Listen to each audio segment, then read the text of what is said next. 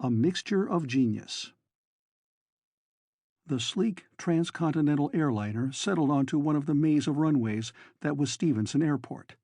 With its turbojets fading into a dense roar, it taxied across the field toward the central building. Inside the plane, a red light went off. Senator Vance Durand unhooked the seatbelt, reached for his briefcase, and stepped into the crowded aisle. The other passengers were all strangers, which had meant that for nearly an hour he had been able to give his full attention to the several hundred pages of proposed legislation and reports presented to the Committee on Extraterrestrial Development, of which he was chairman. But now there would be reporters, local political pleaders, the dinner at the governor's, and the inevitable unexpected interruptions which were a part of every trip home. As he strode through the door and onto the mobile escalator, he donned his smile of tempered confidence in the economic future of the nation. A television camera went into action at once, and newsmen formed a small circle at the bottom of the ramp. "That was a great little debate you put on with Ben Wickham last week," one of the reporters said. "You really tied him up." "You can thank Senator Wickham for arousing me," Durand answered, observing to himself that perhaps all of his efforts on the Hill did not go unnoticed in his home state, if most of them seemed to. "What do you think, Senator, of the FCC's modified ruling on the Integrated Lunar Relay Station plan?" another asked. "I haven't had time to get fully acquainted with it," the senator evaded, stepping onto the ground and out of the way of the ramp. "Say, Senator, what about the Mars Colony project?" a third put in. "How come it's bogged down?" "No comment at present," the senator said. But he gave them an ambiguous little grimace which was meant to suggest a minor but sticky snarl behind the scenes. He hoped it would satisfy them for the moment. Making his escape as quickly as possible, he climbed onto the shuttle car already loaded down with the other passengers. Finding an empty seat, he folded himself into it, and was immediately joined by someone else. "Well, Senator, how does it feel to be home?" his companion asked with sympathetic irony. Durand turned, grinned, and reached for the man's hand. "Great, Wayne," he answered, recognizing an old friend who had been of no small aid during his earlier years in politics. "Say, I'd ask you over for dinner if I weren't going to the governor's tonight. Molly would love to see you. Unfortunately, I'm leaving for Washington again in the morning." "Why doesn't Molly move to D.C. with you, Vance?" the journalist asked. Durand hesitated. "Maybe in a year or so, after the boys are out of high school, if I get the job again." The smile on the younger man's face was heartening. "Don't play coy with me, Vance. You know you've got this state sewed up." Then came the slight frown of doubt. "Just one thing, though. A lot of people are wondering why the holdup on the colony project. You're bound to get a little of the criticism. What the hell's wrong, anyway?" "Can't you guess?" "Yeah, I can guess. There's only one possibility, since the government scientists assure us they've ironed out all the technical wrinkles. But it's pretty hard to believe that out of the thousands of people who volunteer every week, not even a couple of hundred are acceptable." Durand considered his answer carefully before voicing it. "Ever ask yourself who volunteers, Wayne?" The journalist looked at him oddly, then nodded. The senator took an elevator directly to the helicopter landing on the roof of the building. It was several minutes before he had located the little runabout he had bought for his wife the previous Christmas. Jack Woodvale, their caretaker, gardener, and chauffeur, was just retrieving his suitcase from the baggage lift as the senator arrived. Waiting until Woodvale had secured the suitcase in the luggage compartment and climbed into the pilot's seat, Durand squeezed himself into the cabin. A minute or two later, the little craft was rising from the port, directed automatically into the appropriate channel and guided off toward the city. "How've things been going, Jack?" the senator asked. He felt good. Wayne's friendship and assurances had provided a needed boost. "Everything okay?" "I'd say so, sir," Woodvale told him. "Had a little trouble with the solar screen. The store sent a man out to fix it. It's all right now." The new power unit had been another of Molly's ideas, Durand recalled. The old crystal sulfide screen had been perfectly reliable, but Molly had thought it looked ugly up there on the roof. Molly's main faults, he decided, derived from her concern with the neighbors' opinions. "Oh, there was something else came up while I was on my way out to get you," Woodvale continued abruptly. "The state's attorney general called, said it was important you contact him immediately." Durand sensed anger surging up as he remembered the times when, as district attorney, Sig Loeffler had openly snubbed him. That, of course, had been back in the days when Durand had been a junior partner in one of the city's smaller law firms. He had not forgiven Loeffler, nor had Loeffler given him any reason to do so. Only the governor's backslapping mediation had allowed them to reach a politically stable relationship. The relationship did not involve Durand's compliance with the man's whims, however. "Get him on the phone, Jack," Durand said at last. "But just make one call. If he's not at his office, forget it." In less than a minute, Woodvale was turning around to say, "He's in, sir. You want to talk to him?"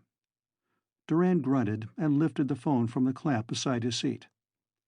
"Senator Durand speaking," he said. "Vance, this is Loeffler," boomed a voice in considerable contrast to the senator's own mild tone. "Something pretty fantastic has happened. We're trying to keep it quiet, at least until we decide on what action to take. But if you can make it over here sometime this evening, I'll tell you the story.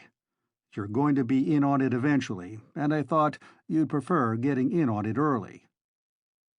Durand had intended quite bluntly to explain that he had more important business. But there was something compelling about the man's apparently ingenuous urgency that caused the senator to change his mind. "Okay, Loeffler, I'll be right over." He broke the contact and told Woodvale to dial his home number. "Ernie, this is Dad," he said at the sound of his younger son's voice. "Tell Mother I'm going to stop off at the Attorney General's office. That's right, but that I'll be home in plenty of time to get ready for the dinner. Got that? That's right. How's school? Something wrong? Okay, son, I'll see you later." Ernie had said that everything was all right, but with an uneasiness in the way he spoke. Grades, maybe, Durand thought. The boy had been doing pretty well, almost as well as Roger, but was showing the inevitable adolescent ramifications of interest. Durand found himself musing briefly upon his own youthful extracurricular forays up the tree of knowledge, and sighed. "Go to the Capitol building, Jack," he said. "Which port should I use, sir?" the younger man asked. "The official one," Durand told him. This was Loeffler's idea. The senator was surprised to find one of the Attorney General's harried-looking secretaries working late. She glanced up from her typewriter and gave him an equivocal smile of recognition. "He's expecting you, Mr. Senator," she said, nodding toward the inner office. "Go right in." Sigmund Loeffler was not alone, but the two other visitors were paled by the aura of importance which emanated from the large black-haired man behind the desk. He rose grandly at Durand's entrance, and without bothering to shake hands, proceeded with introductions. "Fritz Ambly, Senator Vance Durand. Fritz," he explained, "is chairman of the State Youth Welfare Board." Durand took the thin hand which the other extended to him and noted the concern on the man's slim, freckled face. His features were appropriately almost those of a child, but of a worried child. "And Bob Duff, Senator Durand," Loeffler went on. "Bob is head of our civil defense now." The second man was, in contrast, short and homely, but not without a touch of the other's anxiety. "Well, gentlemen, you're welcome to stay if you wish," the Attorney General told them. "I'll have to repeat all the facts to Senator Durand, of course." "I'd better be off," Ambly said. "Perhaps I'll see you at the governor's tonight?" "Not me, I'm afraid," Loeffler told him. "The DA and I have a little problem to work out together. I'll call you both tomorrow about the press release." "We can't wait too long," said Duff. "Rumors can be a lot worse than the truth, especially about something like this. In fact, I don't see the point in waiting at all." "Tomorrow, Bob, tomorrow," Loeffler promised. "Noon at the latest." His heavy smile faded as the two visitors closed the door behind them. With an unthrottled groan, he lowered himself into the chair and turned his dark gaze upon the senator. "They think they have troubles," he said. "And you think I have," Durand returned, seating himself. "I know you do. Unfortunately, I happen to share them to some extent." He paused to relight the stub of a cigar, then went on. "It's a crazy world we live in, Vance. Things change. Sometimes it's hard for us adults to keep up with it. The kids seem to, though." Durand tried to appear suavely bored with the other's musings, but in spite of himself he could sense his gaze becoming intently expectant. Whatever connection there might be between himself, Ambly, and Duff completely eluded him, and that elusive connection had aroused his curiosity. "Yeah, they keep up with things all right," Loeffler went on. "And sometimes they get some pretty big ideas." He halted, puffed thoughtfully, then barked, "Remember Mel Skinner's lodge out on that island in Wakatoga Lake? Big Spanish-style place. Built it for that wife of his he brought back from Chile or somewhere." "Yes, I remember it. Molly and I spent a weekend there a couple of years ago. Why?" the senator asked, realizing more than ever how much he disliked Sigmund Loeffler. "What are you getting at?" "Well, the next time you go, you'd better take along some sleeping bags," said Loeffler, "because the house isn't there anymore." "Okay," Durand said, strangely anxious. "Let's forget the riddles and get down to business. What happened to Mel Skinner's hacienda?" The Attorney General stared at his guest for a moment before remarking harshly, "It got blown up." "A bomb, you mean?" Durand asked. "Oh, no, no. Nothing so crude as that. This was a guided missile. With a warhead." The senator was thinking fast now, but still the pattern eluded him. "Not an act of war, surely," he remarked. "More like an act of revolution," Loeffler told him, "because the agents behind it were kids. Kids from our state, our city. Kids from decent homes, educated families. Bright kids, happy kids, kids with every opportunity. Kids who ought to know better." "Hold it, Loeffler," Durand interrupted, rising from the chair to place both hands on the edge of the desk. "Just one question. Was anyone killed or injured?" The other man hesitated melodramatically, then looked down at his cigar. "No, there was no one on the island. The place had been closed down for the winter. That's the only pleasant thing about it." Durand found it such unexpectedly good news that he was actually able to smile when he dropped back into the chair. "In other words, Loeffler, it was a prank." But the Attorney General seemed not to see it in precisely that light. "A prank, yes," he exploded. $100,000 prank. My God, Vance, don't you see what those boys did? They demonstrated the grossest lack of respect for private property.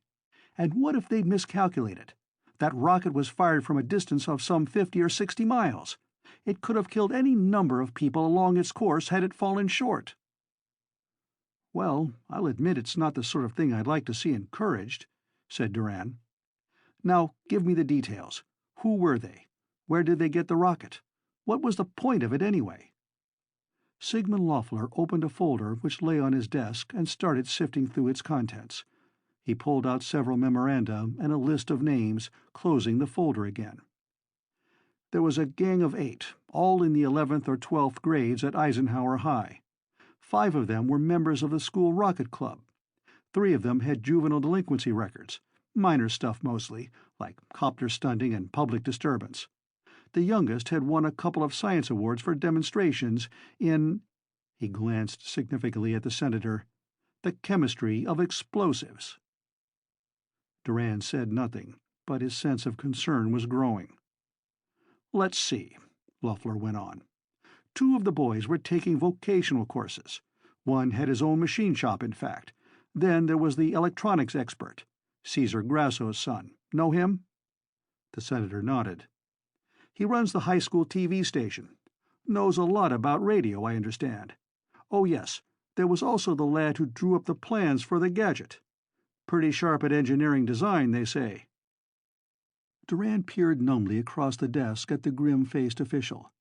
This was what he had been fearing all along, but despite his apprehension, he was not entirely ready for it. "That, I suppose," he said quietly, "was my son, Roger." Loeffler nodded slowly. "That was your boy, Vance. Sorry I had to be the one to break it to you." "But where is he?" Durand asked. "And does Molly know about it?" "She knows he's been detained, but not how serious the charges are." "Just how serious are the charges?" "I don't know yet," said Loeffler. "That's not really my province, of course," said Loeffler. "But the problem is complicated by the fact that Lake Wakataoga is state property, with the island merely leased to Skinner." Durand fumbled through his pockets for his cigarettes. He found them and lit one. "When did this happen?" he asked, aware that the painfully tangled knot in his stomach was beginning to untie itself. "This afternoon, around 1:30. A couple of guys fishing on the lake saw the explosion and called the local civil defense headquarters. They claimed they heard the rocket fall. Damn near had a war scare till the pieces were found. They were easy enough to trace, and the kids gave themselves away by all 8 of them being AWOL from their 1 o'clock classes, especially since 5 of them were absent from a physics class. That was the one class they never cut." "I don't see how they managed to go all the way through with it without someone finding out," Durand said bewilderedly. "I know," agreed Loeffler, nodding. "That's the way we all felt. But they admit doing it. Hell, they're proud of it. And we found the shed where the thing was assembled." "I don't suppose they offered any motive," Durand said. "Oh, sure. They claim they've been planning it ever since Skinner wouldn't let them land copters on the island. Pretty weak, huh?" The senator made no response. "Well, Vance, I guess you'll want to talk to the boy," Loeffler concluded. "I had him brought up here. Figured it would be best all around that way. I knew you had to get back to Washington tomorrow, and probably wouldn't have time to see him then. Shall I have him come in?"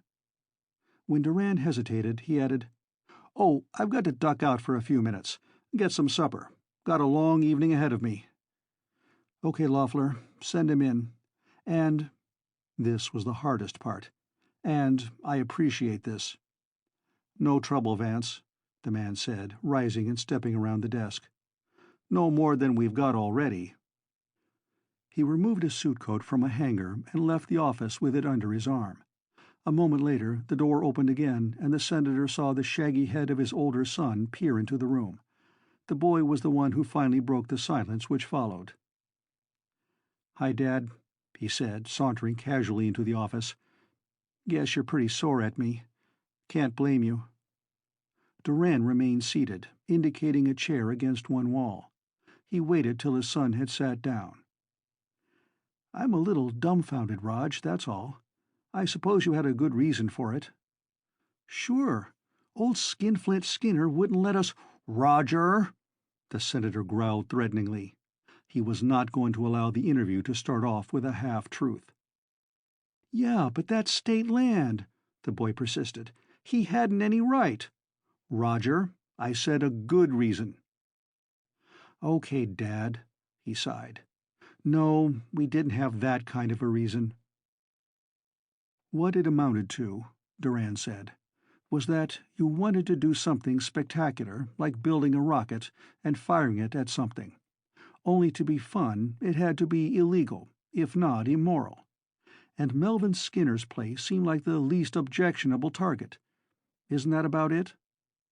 "Yeah, I guess so. Only we had just about finished the rocket before we started wondering about a target. That was the trouble. Once we built it, we had to do something with it." "How do you think that's going to sound in court?" "I don't know, Dad. You're the lawyer." Durand cringed, but tried not to show it. "Roger," he said slowly, "flippancy is the easiest defense and the least effective. I hope you won't feel you have to resort to it too often." The boy said nothing. "Well, tell me about it," his father suggested, sensing his son's isolation. "About what?" "The rocket. Wouldn't a jet have been easier to make? A rocket was cheaper. The source of the money required for the project was something Durand had overlooked.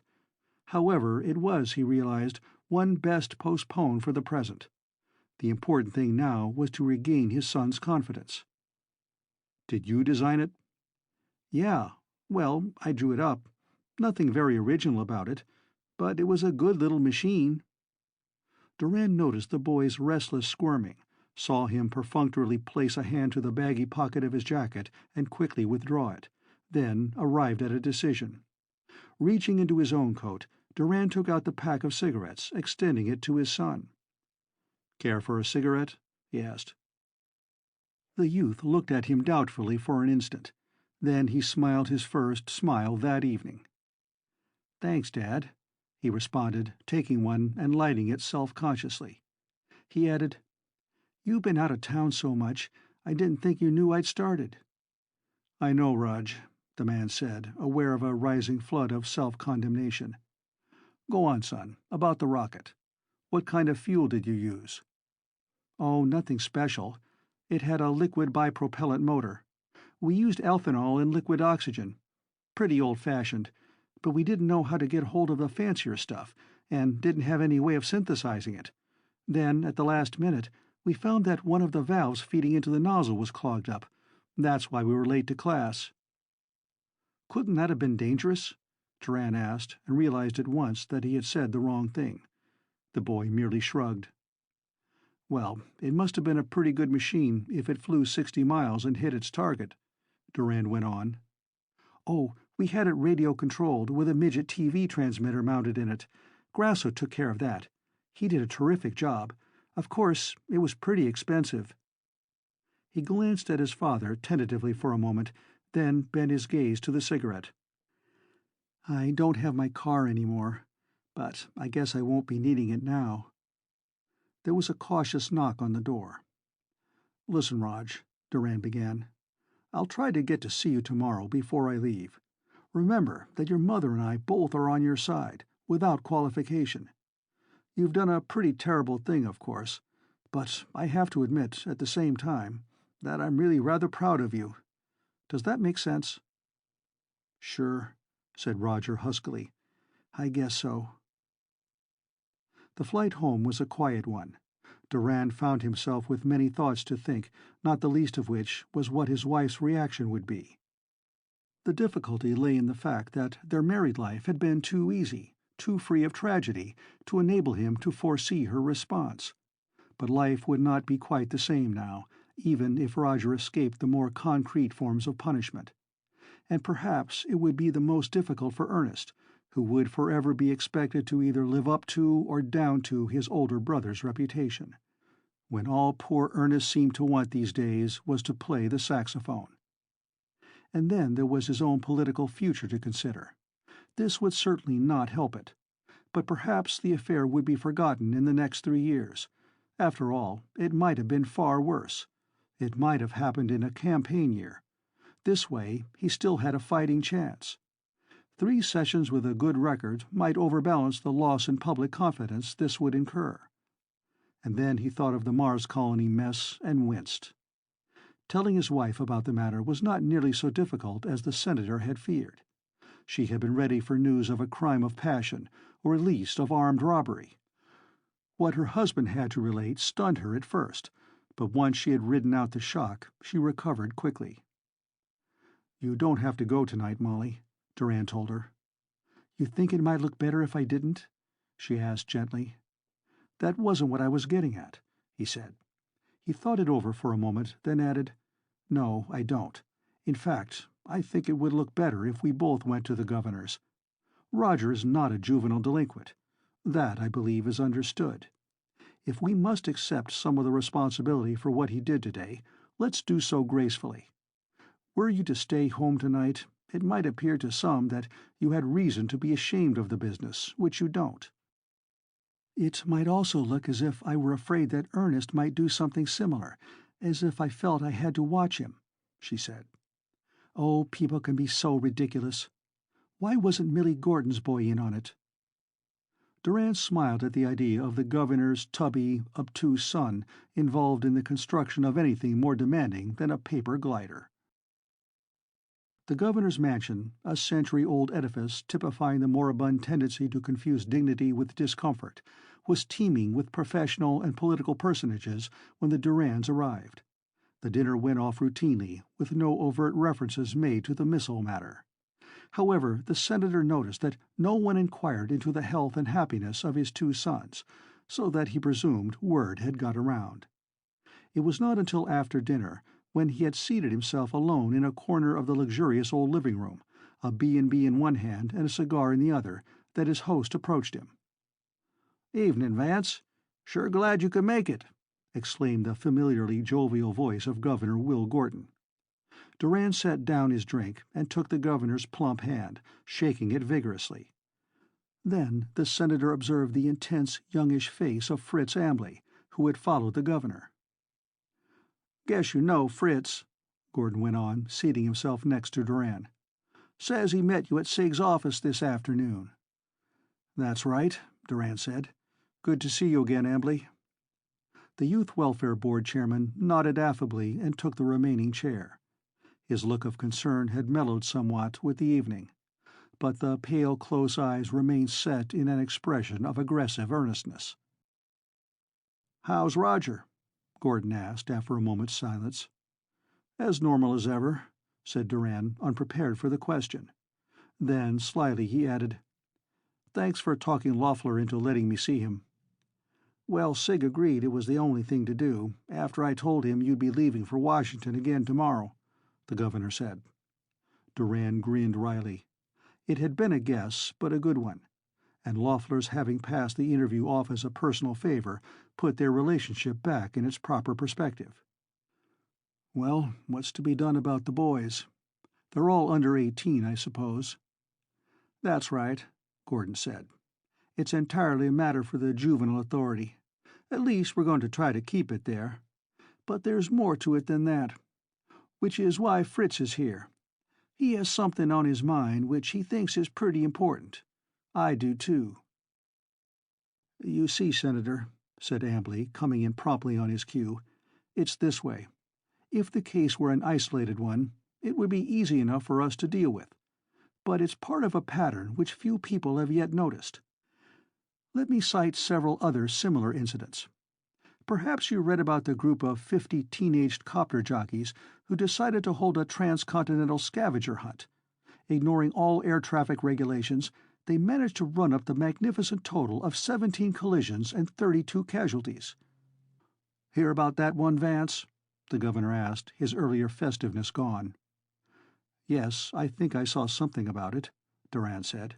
"It was pretty unfortunate, but—" "And then there was the case of the promising young New England biologist who was discovered to have evolved a particularly deadly strain of bacteria, which he had been toting around with him in an aspirin bottle," Ambley went on, his thin hands clasped tightly in front of him. "Of course, at the age of 16, one perhaps can't be expected to foresee all of the possible consequences. So let us consider the two 17-year-olds who caused something of a sensation in Florida when they used the Bransky-Baker method of genetic exchange to breed a quite fabulous species of winged alligator. Several of the so-called alibats escaped into the Everglades, but it is doubted that they will be able to reproduce themselves. At least there is some doubt." The senator reached for his drink and sipped it thoughtfully. He was beginning to see Roger's gang's misadventure in a new light. But it was an unfamiliar light, one that would take him a while to become accustomed to. "Perhaps the most startling case of all," Ambley went on, "concerns the Nuclear Fission Society of Urania, Nevada. It is not a well-publicized fact that this quasi-academic group of adolescent physicists was exposed in the act of assembling an elementary but workable atomic bomb. Many of the elders in this fast-growing little community are engaged, as you no doubt know, in atomic development of one sort or another. It seemed that this interest had trickled down to their offspring, who showed an impressive amount of ingenuity in getting the necessary materials. Fortunately, one youngster asked his father entirely too many questions concerning the actual fabrication of fission weapons. The man investigated, and—" Now, wait a minute, Durand interrupted, wondering momentarily if the whole tale might not have been a hoax. How much of this am I really expected to believe? It's all fact, Vance, Governor Gordon responded calmly. Fritz has a couple of scrapbooks I'd like you to look at sometime. Each case is pretty well authenticated. But the important thing is the pattern. It's really sort of frightening in a way. Many similar incidents have no doubt occurred of which I have no record, said Ambley. I'd estimate that 90% of such cases are suppressed, either in the interest of national security or because the children's parents are sufficiently influential to have the story squelched. Just as we'd have sat on this one, added Gordon, if the dang thing hadn't actually been shot off. Durand smiled inwardly at the picture evoked by the governor's metaphor. However, he had to admit that the press would in all probability not have learned about the rocket at all had it been discovered prior to being launched. Still, he remarked, it's odd that the papers haven't shown more of an interest in it. I wrote an article on the subject some time ago, Ambley told him, but was never able to get it published. It seems that people, for the most part, are more interested in the traditional, sordid, sensational type of juvenile delinquency, whereas this is something different, something unique. It isn't the result of poverty or broken homes, ignorance or twisted personalities. This is a mixture of genius, knowledge, restlessness, and something else I don't think we understand. What do you suggest be done about it? Durand asked. Well, the first step, said Ambley, is to get Congress to recognize the problem for what it is, and even that won't be easy. That's where you're supposed to come in, the governor said, grinning a little guiltily. Fritz has been trying to get me to talk to you about it for some months. I've got to admit, though, that the business this afternoon involving your son was what finally convinced me you might be sold. I'm sold, Will, Durand told him. But what's the solution? We can't supervise the activities of every kid in the country with an IQ above 110. Anyway, they're too limited as it is.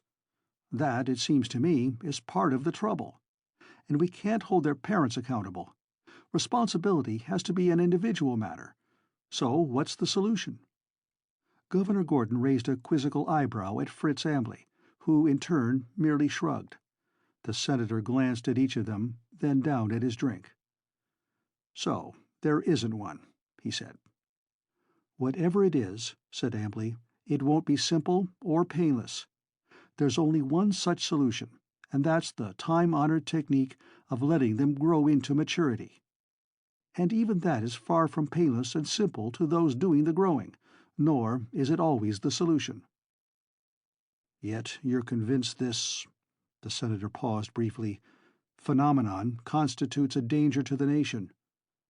Ambley merely smiled, but very, very grimly. Well, think it over, Vance, the governor said, getting to his feet. Say, there are a couple of hydroponics men here somewhere who are pretty interested in meeting you. You've heard of Van Neef Industries. He's one of 'em. So much for the welfare of the nation, Durand thought with a taste of bitterness. Now back to politics. But he finished off his drink and put out his cigar and rose to follow the governor. Politics, after all, was the reason he had come. It was 2 a.m. before Senator Vance Durand wearily dropped into bed. But he found no rest in sleep that night, for in his dreams he seemed to see a youngster walking, now through a forest, now through a city, now through an autumn countryside, and in the boy's hand was a tightly capped bottle, and the expression on his face was an enigma. Early the next morning, Jack Woodvale parked the helicopter in a lot back of the City Youth Detention Home. 5 minutes later, the senator was again talking to his older son. "I have to get back to Washington this morning, Roger," he said. "I've scheduled a committee meeting for 10:30. I suppose I could call it off, but we've got to do something about the Mars Colony project before public apathy forces us to drop the whole thing. You understand, don't you?" "Sure," the boy said with apparent indifference. "Maybe you should have me volunteer. You'd have solved 2 problems at the same time." "Now, Roger," Durand began, but he stopped, suddenly alert. "Son, You weren't ever serious about that, were you?